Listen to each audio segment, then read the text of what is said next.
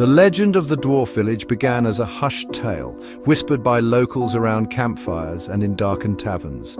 Travelers passing through the dense firwood forest would occasionally go missing, never to return.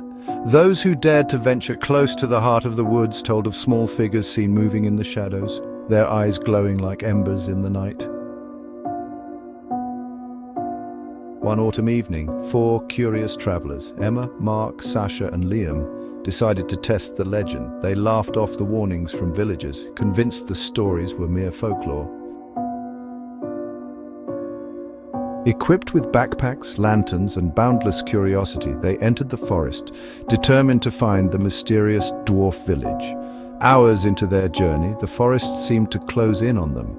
Shadows stretched longer and the air grew colder, thick with an eerie silence.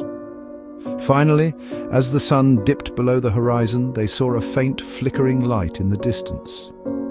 Their excitement bubbled over as they pushed toward it, their laughter echoing in the stillness. When they emerged into the clearing, the sight stole their breath. Before them lay the dwarf village, a strange collection of small, crudely constructed huts. A large fire burned in the center, casting ominous shadows over squat, hunched figures moving slowly around it. The villagers appeared no taller than 3 feet, with twisted faces that seemed to be frozen in a permanent, sinister smile. Their eyes gleamed, reflecting the fire's light in an unnatural way. The 4 friends hesitated, but it was too late. A rustling from behind signaled the arrival of more dwarfs, blocking their exit. As the small figures closed in, the travelers' unease turned to terror. Mark, trying to ease the tension, laughed nervously. "Mark, we're just here to explore. We mean no harm." The dwarfs exchanged glances, their twisted smiles growing wider.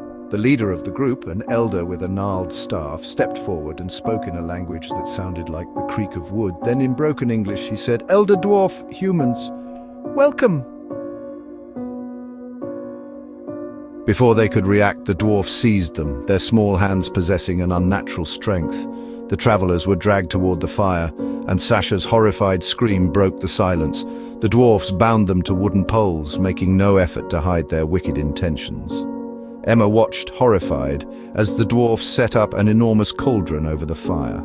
They filled it with water and a strange assortment of roots and herbs, casting occasional glances at their captives with gleeful anticipation. The bubbling brew hissed as flames licked the cauldron's sides, filling the air with a sickly, herbal smell. Sasha sobbed as she realized the fate awaiting them. "Sasha, they're going to eat us," she whispered, voice trembling.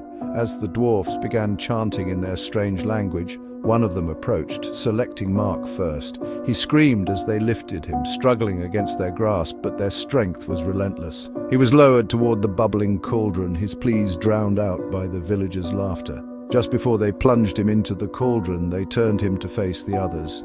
Emma, Sasha and Liam could only watch in horror, powerless to stop the brutal display. The dwarfs took grim pleasure in making sure each friend witnessed what awaited them. Mark's desperate cries echoed into the night as he disappeared beneath the bubbling surface. The dwarfs cackled, and the elder raised a ladle, dipping it into the cauldron and tasting it with a look of satisfaction.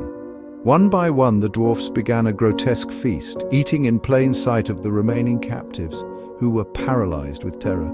The dwarfs ate with a hunger that was almost ceremonial, as though the act itself held some dark significance.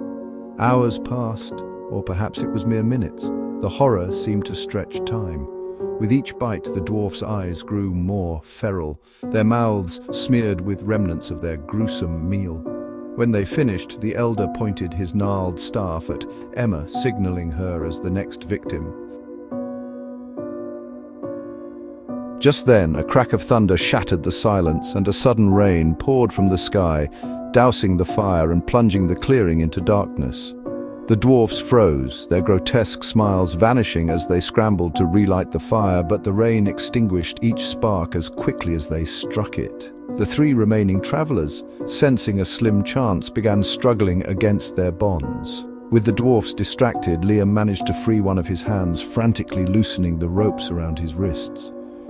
He freed Emma and Sasha just as the dwarfs turned back toward them, rage evident in their twisted faces.